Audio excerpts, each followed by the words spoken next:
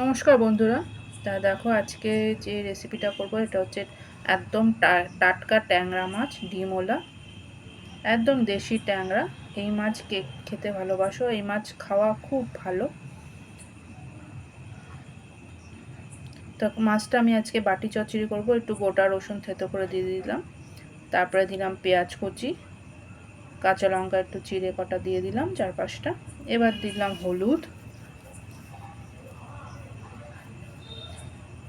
লঙ্কার গুঁড়ো, লাল লঙ্কার গুঁড়ো, যে যেরকম ঝাল খাবে সেরকম দেবে।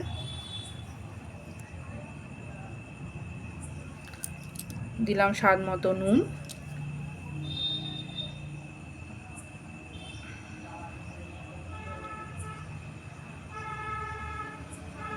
কালো জিরে,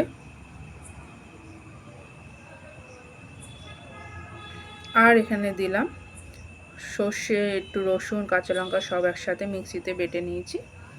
তারপর সেই মশলাটা আমি দিয়ে দিলাম।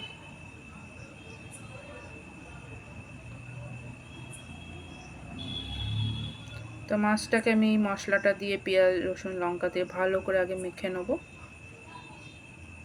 খুন্তি দিয়েই মাখাচ্ছি, কারণ হাত দিয়ে মাখছি না, কারণ আমি এদিকে আরও অনেক কিছু রান্না করছি, তো হাতটা আমি ভরাচ্ছি না। আমি মাছ এমনি খুন্তি দিয়েই নুন মাখিয়ে নিই। তো মাছটা ভালো করে আমি মশলাটা মাখিয়ে নিলাম।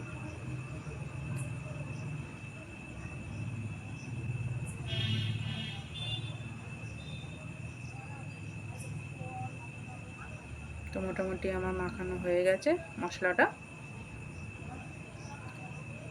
গরম ভাতের সাথে এই মাছ ঝাল চচ্চড়ি বা বাটি চচ্চড়ি যাই হোক দিয়ে খেলে দারুণ লাগে। এবার কড়াইতে আমি সর্ষের তেল দিয়ে দিলাম। কড়াইটা একটু পুড়ে গেছে, কারণ আমি এর আগে মাছ ভাজছিলাম, অন্য আরও কাতলা মাছ ছিল। এবার তেলটা গরম হওয়াতে আমি মাছটা পুরো দিয়ে দিলাম।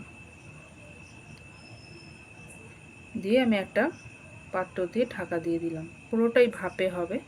আমি মাছটা কিন্তু ভাজিনি, পুরো কাঁচা মেখে মশলাটা দিয়ে মেখে বসিয়ে দিয়েছি। পুরোটাই রান্নাটা ভাপে হবে। তো মোটামুটি দেখো মাছটা আমার রান্না হয়ে এসছে। আর একটু টমেটো কুচি আর ধনেপাতা দিলে ভালো হতো, আরও ভালো হতো টেস্টে, কিন্তু আমার ঘরে ছিল না বলে আমি দিতে পারিনি। তো বন্ধুরা, তোমাদের থাকলে তোমরা অবশ্যই ঘরে এইভাবেই রান্না করো, খেয়ে দেখো রান্না করে, খুব ভালো লাগে খেতে। গরম ভাত আর এই মাছের বাটি চচ্চড়ি। এবার আমি একটু সর্ষের তেল ওপর থেকে দিয়ে মাছটাকে আমি নামিয়ে নেব।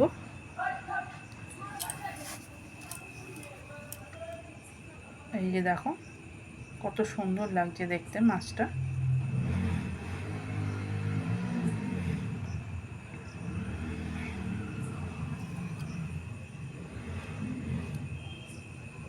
পুরো মাখা মাখা, মশলা মাখা মাখা হয়েছে।